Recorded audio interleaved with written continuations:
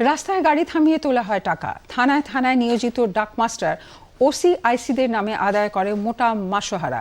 MVI থেকে স্থানীয় police, civic volunteer থেকে দারোগা, সবার জুলুমবাজিতে নাকাল ট্রাক মালিকরা। এর প্রতিবাদে ট্রাক মালিকরা ধর্মঘটের ডাক দিয়েছেন মুর্শিদাবাদ জেলা জুড়ে। বুধবার থেকে 3 দিনের ট্রাক ধর্মঘটে সামিল হয়েছে মুর্শিদাবাদ জেলার ট্রাক ওনার্স অ্যাসোসিয়েশন। জেলা জুড়ে ট্রাকের পাশাপাশি ছোট বড় মাঝারি মাপের কোনো মালবাহী গাড়িও এই 3 দিন পথে নামেনি। খুচরো ও পাইকারি ব্যবসায়ীদের দাবি, এর জেরে বাজারে নিত্য প্রয়োজনীয় সামগ্রী নিয়ে যেতে সমস্যা হচ্ছে। পুজোর আগে এই 3 দিনের ট্রাক ধর্মঘটে বাজারে ব্যাপক প্রভাব পড়েছে।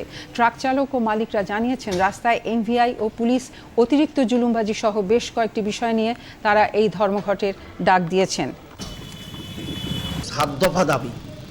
প্রথম দাবি হচ্ছে পুলিশের অত্যাচার বন্ধ করতে হবে। যেখানে সেখানে সিভিক পুলিশ এবং পুলিশের অত্যাচার, এইসব দুর্নীতি, এগুলো বন্ধ করতে হবে। দ্বিতীয় দাবি হচ্ছে 15 বছরের পুরনো গাড়ির বাতিল বন্ধ করতে হবে।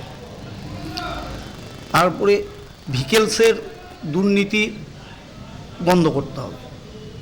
তারপরে যেখানে সেখানে ওয়েন ব্রিজ চালু করছে, তাতে আন্ডারলোড যাক ওভারলোড যাক, যাতেই যাক 236 টাকা করে ওনারা কাটার ব্যবস্থা করছে, সেইটাকে বন্ধ করতে হবে।